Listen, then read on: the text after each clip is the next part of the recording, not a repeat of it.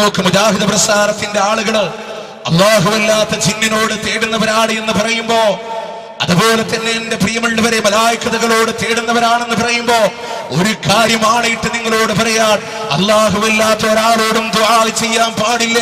ഒരാൾ ജിന്നിനോട് ദുആ ചെയ്താൽ അത് ശിർക്ക്, ഒരാൾ ജിന്നിനോട് ദുആ ചെയ്താൽ അത് ശിർക്ക്, ഒരാൾ ഇതാ മലക്കിനോട് ദുആ ചെയ്താൽ അതും ശിർക്ക് എന്ന് പ്രിയമുള്ളവരെ നാഴികക്ക് 40 വട്ടം കേരളത്തിന്റെ കവലകളിലൂടെ വാതോരാതെ പ്രസംഗിക്കുന്നവരാ ഇസ്ലാഹി പ്രസ്ഥാനത്തിൽ പുറത്താക്കപ്പെട്ട പണ്ഡിതന്മാരെങ്കിലോ ഇതിന്റെ പ്രഭാഷകന്മാരെങ്കിലോ ഈ ആരോപണം പറയുന്നവരോട് ഇതാ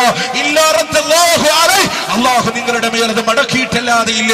കണ്ടില്ല എന്റെ പ്രിയമുള്ളവരോ, ഈ കണ്ട കാലം ലാ ഇലാഹ ഇല്ലല്ലാഹ് പറഞ്ഞപ്പോ ഇപ്പൊ ഇതാ പുതിയൊരു വാദം കൊണ്ടുവന്നു. അല്ലാഹു അല്ലാത്തവർ പ്രാർത്ഥന കേൾക്കുമെന്ന് പറഞ്ഞ അതാണ് പ്രിയമുള്ളവരെ ശിർക്ക്. ആരോപിച്ചിടത്തേക്ക് മടങ്ങിയിട്ടില്ലേ. ഇയ്യാക നഅ്ബുദു വ ഇയ്യാക നസ്തഈൻ എന്ന് പറയുന്ന സഹായതേട്ടത്തിലോ മനുഷ്യരെ ഉൾപ്പെടുത്താമെന്ന് പറയുന്ന പ്രഭാഷണങ്ങൾ നടന്നിട്ടുണ്ടെങ്കിൽ അവിടെയല്ലേ എന്റെ പ്രിയമുള്ളവരെ ശിർക്ക് വന്നിട്ടുള്ളത്. ഇതെന്താണ് ഇതിന്റെ വിഷയമെന്നറിയോ നിങ്ങൾക്ക്? ഇവിടെ ഇതാ ആരോപണങ്ങളാൽ ഹക്കില്ല എന്റെ പ്രിയമുള്ളവരെ. എന്താണെന്നറിയോ അതിന്റെ വസ്തുത അറിയോ നിങ്ങൾക്ക്? ഒരു നാട്ടിൽ ഒരു ആക്സിഡന്റ് നടക്കുമ്പോ അവിടെ വീണ ഡെഡ് ബോഡികൾ മുഴുവനും ഒരു മോർച്ചറിയിൽ കൊണ്ടുപോയി തള്ളുമ്പോ ഡോക്ടറുടെ ഡെത്ത് സർട്ടിഫിക്കറ്റ് കൊടുത്താലോ അവിടെ മോർച്ചറിയിൽ കൊണ്ടുപോയി തള്ളാം. അങ്ങനെ വാച്ച്മാൻ നോക്കുമ്പോ ഒരു ഡെഡ് ബോഡിയുടെ കാല് കിടന്നങ്ങനെ ഇളകാം. അപ്പൊ ഇദ്ദേഹം അതിന്റെ അടുത്ത് പോയപ്പോ ഈ ബോഡി എണീറ്റിരുന്നിട്ട് പറയാ, ഞാൻ മരിച്ചിട്ടില്ല, എന്നെ തെറ്റിദ്ധരിച്ചതിന്റെ ഉള്ളിൽ കൊണ്ടുവന്നിട്ടതാണെന്ന് പറയുമ്പോ ഈ വാച്ച്മാൻ പറയാ, മിണ്ടാതെ അവിടെ കിടന്നോ, ഡോക്ടർ നിനക്ക് ഡെത്ത് സർട്ടിഫിക്കറ്റ് എന്ന് അവിടെ തന്നെ കിടന്നോ. ഹക്കതല്ലേ എന്റെ പ്രിയമുള്ളവരെ? അല്ലേ? ഞാൻ എന്റെ അഭിപ്രായം പറയാനുള്ള സ്വാതന്ത്ര്യം ഉണ്ടല്ലോ. എന്റെ പേരിൽ ആരോപണം പറഞ്ഞപ്പോ ഞാൻ പറയട്ടെ, എനിക്കങ്ങനെ ഒരു വാദമില്ല എന്ന് ഞാൻ പറഞ്ഞ പിന്നെ ഇവർക്ക് എന്ത് പറയാൻ അധികാരം? അപ്പൊ KNM ലെറ്റർ പേര് സീൽ ചെയ്തിട്ടില്ലേ, നീയൊക്കെ മുശ്രിക്കാടാ എന്ന് പറഞ്ഞ എന്റെ പ്രിയമുള്ളവര്, അങ്ങനെ ഒരു വിശ്വാസം ഇസ്ലാഹി പ്രസ്ഥാനം കൊണ്ടു നടന്നിട്ടില്ല. എന്നിട്ടോ ഇതിന്റെ പേരിലുള്ള പ്രശ്നങ്ങൾ എന്താണെന്നറിയോ? ആദർശത്തിന്റെ വിഷയത്തിലുള്ള പരാജയങ്ങൾ കണ്ടില്ലോ. കേരള നദവത്തുൽ മുജാഹിദീൻ എന്ന് പറയുന്ന നാമം പോലും കേരള നിലവിളക്ക് മുന്നണിയായി മാറിയപ്പോ കേരള നദവത്തുൽ മുജാഹിദീനിന്റെ സെക്രട്ടറി ആയിരുന്നയാള് കൊണ്ടുപോയൊരു നിലവിളക്ക് കൊളുത്തുമ്പോ ദിവസങ്ങൾ കഴിഞ്ഞ് ഞാൻ രാജിവെച്ചു എന്ന് പറയുമ്പോ എന്റെ പ്രിയമുള്ളവര്, ഇവിടെയുള്ള മുസ്ലിം ലീഗിന്റെ മന്ത്രിമാര് പോലും ചെയ്യാൻ മടിക്കുന്ന ഒരു കാര്യം ഇസ്ലാഹി പ്രസ്ഥാനത്തിന്റെ അമരത്തിരിക്കുന്ന ഒരാൾ ചെയ്തു എന്ന് പറഞ്ഞ എന്റെ പ്രിയമുള്ളവർ അംഗീകരിക്കാൻ നമുക്ക് സാധ്യമല്ലല്ലോ. നിങ്ങൾ ആലോചിച്ചോ, ആദർശത്തിന്റെ രംഗങ്ങളിലൂടെ കുത്തിനോവിച്ചുകൊണ്ട് ഭൗതികമായ നേട്ടങ്ങൾക്ക് വേണ്ടി ചെയ്തിട്ടുള്ളതാണെങ്കിലോ ആരാണെങ്കിലും നാളെ പടച്ചതമ്പുരാന്റെ കോടതിയിൽ വെച്ച് കാണാമെന്നോ നിങ്ങളോട് വീണ്ടും വീണ്ടും ആളയിട്ട് പറഞ്ഞുകൊണ്ട് എന്റെ പ്രിയമുള്ളവരെ നിങ്ങൾ ആലോചിച്ച് നോക്കിക്കോ.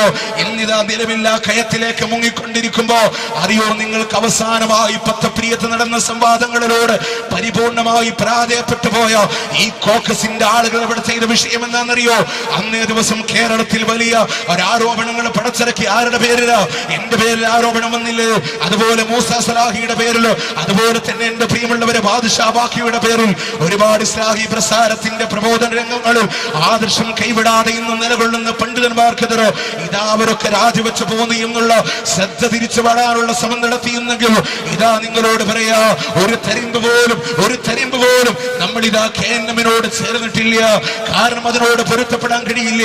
അന്ന് വൈകുന്നേരം പൈലക്സിൽ ഞാൻ പറഞ്ഞു, അഥവാ എനിക്ക് ഈ പ്രസ്ഥാനത്തിൽ പ്രവർത്തിക്കാൻ കഴിയാതിരുന്നാൽ സ്വതന്ത്രമായി ദഅവത്ത് നടത്തുമെന്നല്ലാതെ ഇവരുടെ പിന്നാലെ പോകാൻ നമുക്ക് കഴിയില്ല.